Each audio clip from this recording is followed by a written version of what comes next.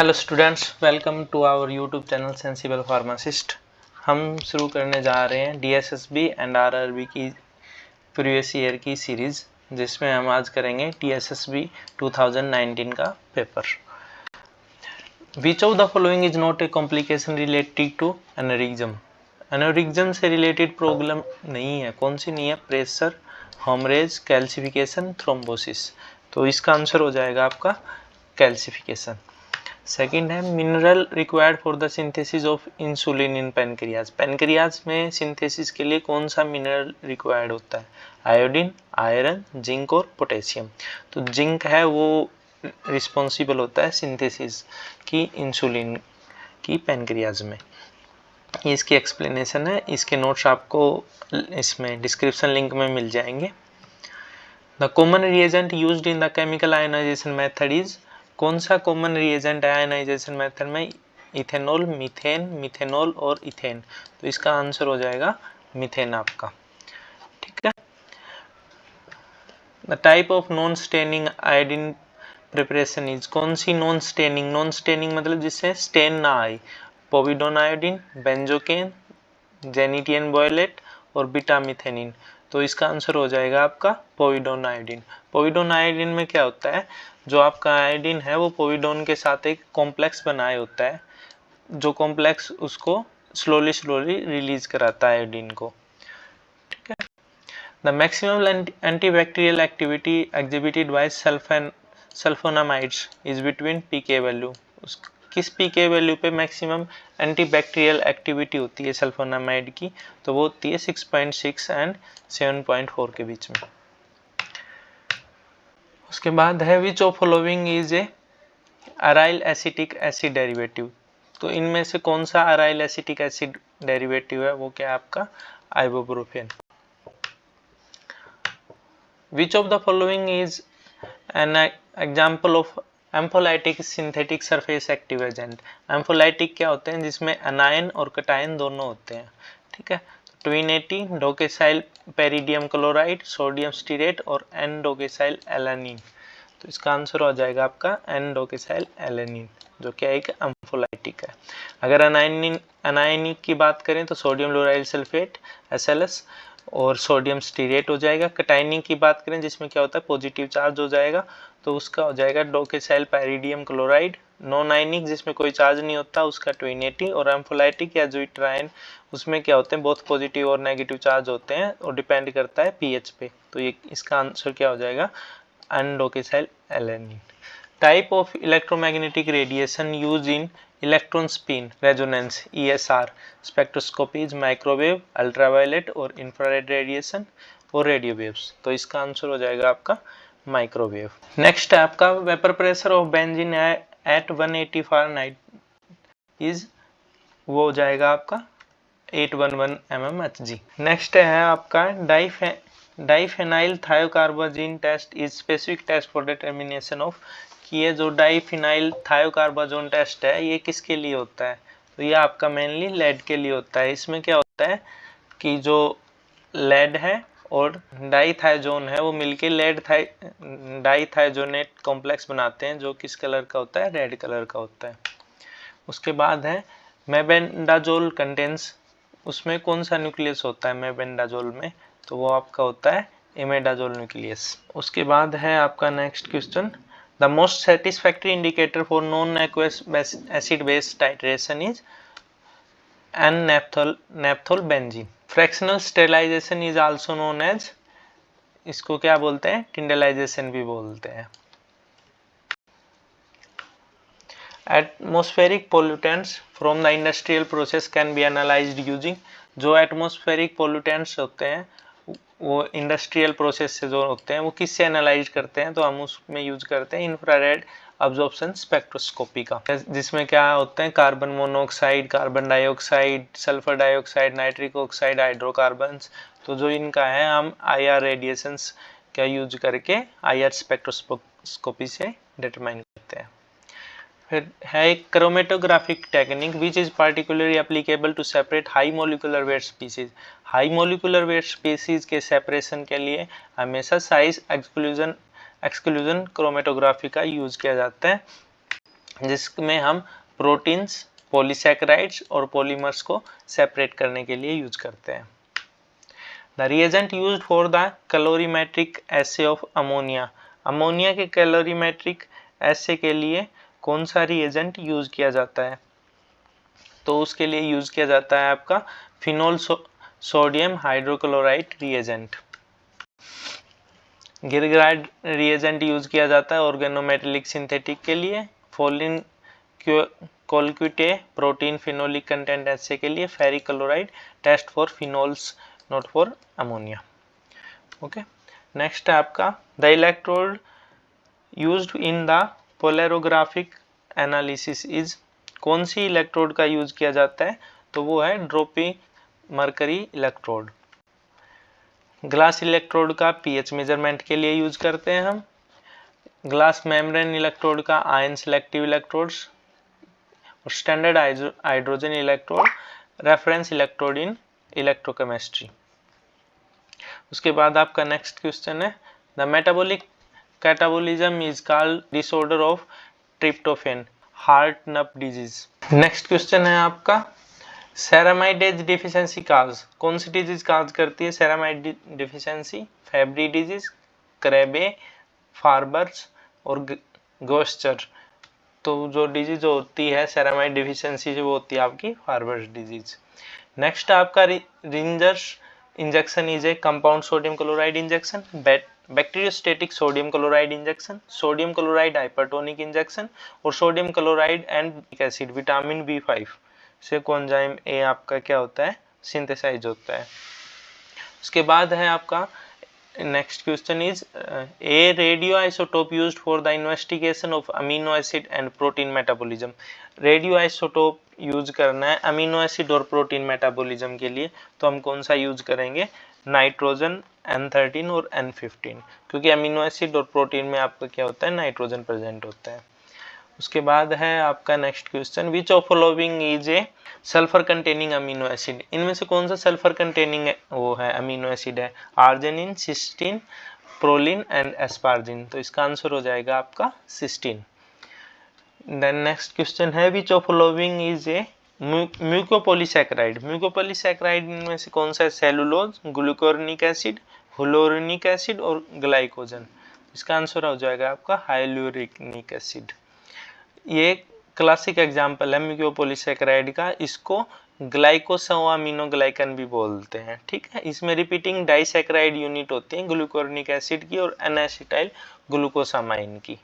Okay, then next है आपका विच of following is an analytical agent use for the qualitative determination of ketosis के determination के लिए कौन सा एनालिटिकल रिएजेंट यूज करते हैं हम? मोलिस रिएजेंट, ग्रिगरार्ड, मेयर्स और स्वीगनहोफ रिएजेंट। तो इसके लिए हम यूज करते हैं स्वीगनहोफ रिएजेंट। जो आपका मोलिस रिएजेंट है वो हरेक कार्बोहाइड्रेट्स के लिए, ग्रिगरार्ड रिएजेंट आपका ऑर्गेनिक सिंथेसिस में यूज होता है, मेयर्स रिएजेंट आपका अल्कलॉइड के लिए यूज होता है। Okay, then next is the only significant enzyme pathway embedded Mayer-Hope glycolytic pathway is of carboxypeptidase, elastase, aminopeptidase और pyruvate kinase। तो इसका आंसर हो जाएगा आपका pyruvate kinase।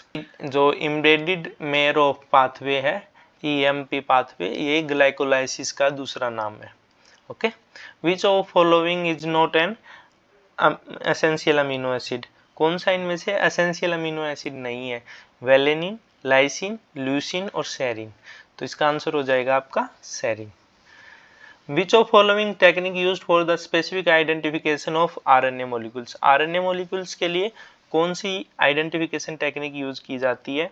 Western blotting, dot blotting, northern blotting और साउथर्न ब्लोटिंग। तो इसके लिए यूज की जाती है नॉर्थर्न ब्लोटिंग। जो वेस्टर्न ब्लोटिंग होती है वो प्रोटीन की डिटेक्शन के लिए, साउथर्न ब्लोटिंग होती है वो डीएनए की डिटेक्शन के लिए, और डॉट ब्लोटिंग डीएनए, आरएनए और प्रोटीन के लिए यूज होती है, लेकिन less specific and does not give size information. Like जो नॉर्थर्न, वेस्टर्न और साउथर्न टेक्निक देती है आपकी, उसकी तरह ये नहीं देती information detailed. Okay, then next question is biotin has a strong affinity for. Biotin की सबसे ज्यादा एफिनिटी किस पे होती है? अल्फा कीटो एसिड पे, आइसोकोटिनिक एसिड हाइड्राइज्ड पे, और ग्लूटामिक एसिड पे और एविडिन पे। तो बायोटीन की सबसे ज्यादा एफिनिटी होती है वो आपकी होती है एविडिन पे, ठीक है। ओके, नेक्स्ट है आपका to maintain and increase supplies of bulk drug and formulation is one of the objective of the drug. Objective of the किसका ऑब्जेक्टिव है? मेंटेन करना और इंक्रीज करना सप्लाई का बल्क ड्रग्स की। Drug and cosmetic act 1940, drug and magic remedies, objectionable advertisement act 1954, pharmaceutical policy 2002 and drug price control order 1995।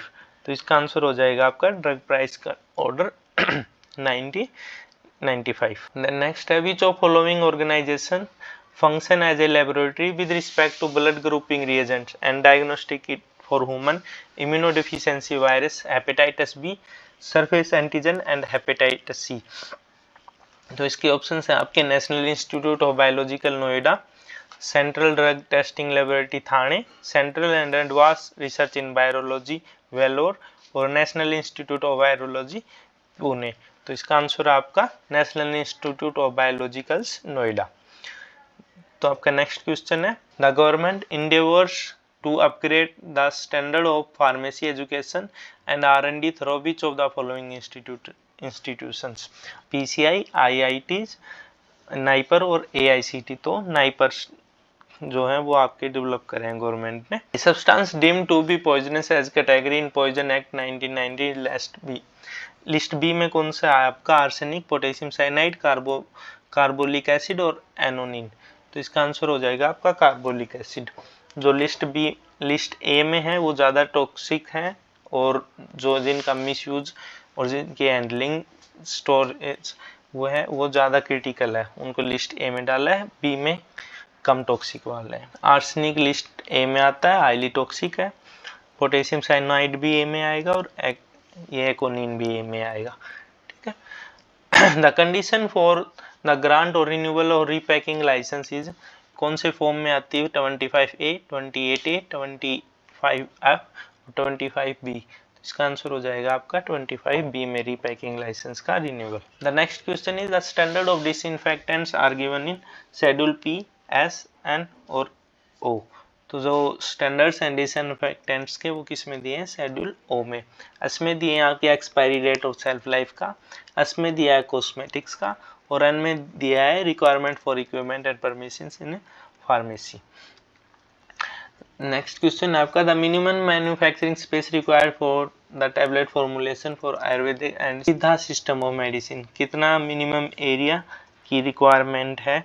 वो है आपकी 100 स्क्वायर फीट की। Okay, which of following toilet preparation is used to make eyelashes appear longer? कौन सा toilet preparations use करी जाती हैं eyelash appears longer? वो mascara. Which of following is not an insecticide listed in schedule of insecticide act 1968? Methyl bromide, copper sulphate, benzene hexachloride, diethyl barbituric acid. तो इसका answer हो जाएगा आपका डाईइथाइल बारबिटूरिक एसिड। नेक्स्ट है आपका if a drug is not labelled in the prescribed manner then shall be deemed as an adulterated, new drug, misbranded और spurious drug. तो वो होगी आपकी मिसब्रांडेड, अगर लेबल्ड अच्छे से प्रिस्क्राइब्ड मैनर में नहीं है तो। नेक्स्ट है आपका the material purchased are issued strictly in chronological order, this practice called, उसको क्या बोलते हैं? First in and first out, FIFO method. Next है आपका the colour of the label used in to denote blood group B. Blood group B को denote करने के लिए कौन सा कलर यूज करते हैं? तो वो आपका पिंक कलर। नेक्स्ट है आपका injury to a person walking in front of a drug store is classified as what type of insurance coverage? तो कौन से में आएगा वो? Fire insurance, demolition insurance, casualty insurance और डायरेक्ट डैमेज इंश्योरेंस। तो वो आएगा आपका कैजुअलिटी इंश्योरेंस में। के बाद आपका colchicine is used to treatment of, colchicine किसके ट्रीटमेंट में यूज किया जाता है? तो आपके गॉट के ट्रीटमेंट में यूज किया जाता है। Raufolvi alkaloids are used to treat hypertension, treat uterine hemorrhage as a local anesthetic और emetic symptoms। तो इसका आंसर हो जाएगा आपका हाइपरटेंशन को ट्रीट करने के लिए। Which of following is a purine alkaloid? इनमें से कौन सा प्यूरिन एल्कलॉइड है? कैफीन, पेपावेरिन, मोर्फिन और कोडीन। तो जो प्यूरिन एल्कलॉइड है वो आपका कौन सा है? कैफीन है। कौन से होते हैं? कैफीन, थियोब्रोमाइन, थायोफाइलिन, ये क्या है आपके? प्यूरिन एल्कलॉइड है। Which of following is a major feature of spirochetes? Rigid and polar flagella, flexible and periplasmic flagella, soft and non motile, rigid and lacking flagella. तो ये होते हैं आपके flexible and periplasmic flagella. Which of following is a natural excipient obtain from diatomaceous earth? तो कौन से obtain होते हैं? वो होते हैं आपके केसल गुरे। ओके, तो नेक्स्ट लास्ट क्वेश्चन आपका इस आज की वीडियो का। Aloe is employed as an astringent, bitter tonic, sedative और पुर्गेटिव्स। तो ये यूज किया जाता है एज ए पुर्गेटिव्स। ठीक है, बाकी मिलते हैं नेक्स्ट वीडियो में अगले 50 क्वेश्चन के साथ। तब तक बने रहिए सेंसिबल फार्मासिस्ट के साथ। Thank you so much.